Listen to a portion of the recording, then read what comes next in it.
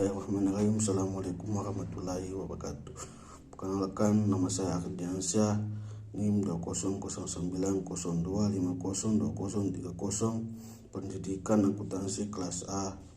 Akan menjelaskan tentang aliran-aliran pendidikan. Pelaksanaan pendidikan selalu dinamis sesuai dengan dinamika manusia dan masyarakatnya. Pemikiran-pemikiran yang membawa pembaruan dalam pendidikan disebut aliran-aliran pendidikan. Aliran-aliran klasik dalam pendidikan: 1. Teori empirisme, 2. Teori nativisme, 3. Teori konferensi, 4. Teori naturalisme. Teori empirisme dari kata empiri yang berarti pengalaman. Aliran empirisme atau environmental menyatakan bahwa perkembangan seorang individu akan ditentukan oleh pengalaman selama perkembangan individu tersebut. Pendidikan pun termasuk pada pengertian pengalaman seorang individu menurut teori tabula rasa, yaitu anak dilahirkan bagaikan kertas putih atau meja berlapis lilin yang belum ada tulisannya. 2. Aliran nativisme dari kata natia yang berarti terlahir. Aliran nativisme menyatakan bahwa perkembangan individu ditentukan oleh faktor keturunan atau bawaan. Sejak lahir, nativisme percaya bahwa jika anak mempunyai bakat jahat maka ia akan menjadi jahat, tetapi jika memiliki bakat baik maka ia akan menjadi baik.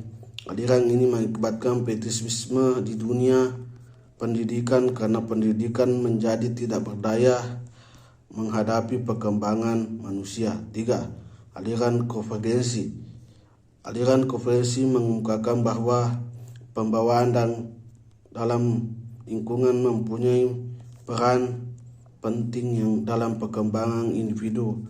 Aliran ini berpendapat bahwa anak telah memiliki pembawaan baik dan buruk sejak lahir ke dunia. Perkembangan selanjutnya dipengaruhi oleh lingkungan. 4. Aliran naturalisme.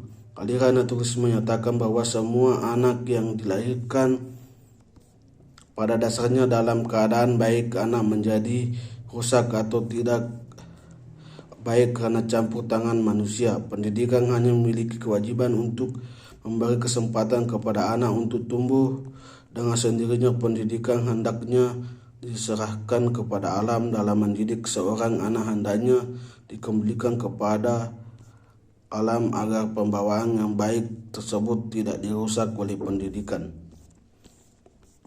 Gerakan-gerakan baru dalam pendidikan: 1. Pengantar alam sekitar, 2. Pengajaran pusat perhatian ke interest internet, 3. Sekolah kerja, 4. Pengajaran proyek.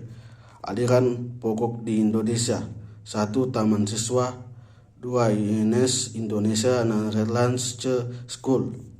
Taman siswa. Taman siswa didirikan pada tanggal 3 Juli 1922 oleh Ki Hajar Dewantara. Taman siswa memiliki asas-asas sebagai berikut: asas merdeka untuk mengatur diri sendiri, 2. Asas kebudayaan Indonesia, 3. Asas kerakyatan, 4. Asas kekuatan sendiri berdikari, 5. Asas berhamba kepada anak. Taman siswa memiliki dasar-dasar pendidikan yang disebut Pancadharma, yaitu 1. Kemanusiaan, cinta kasih terhadap sesama manusia dan semua makhluk ciptaan Tuhan.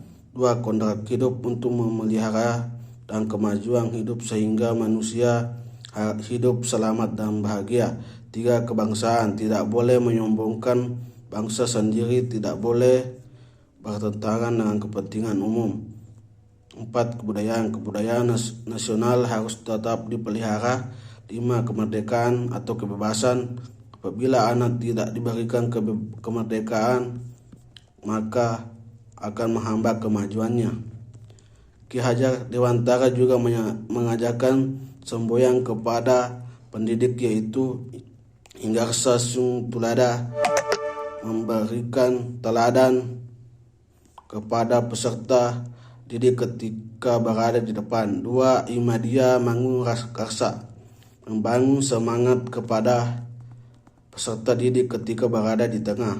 3. Tuturi Handayani mengarahkan peserta didik agar tidak salah bertindak ketika berada di balakan. INS Indonesia Nederlandse School, sekolah yang didirikan oleh Muhammad Saif Tunam Padang Panjang Sumbar. Sekolah ini mempunyai rencana pelajaran dan metode sendiri yang hampir mirip dengan sekolah kerjanya Centenar.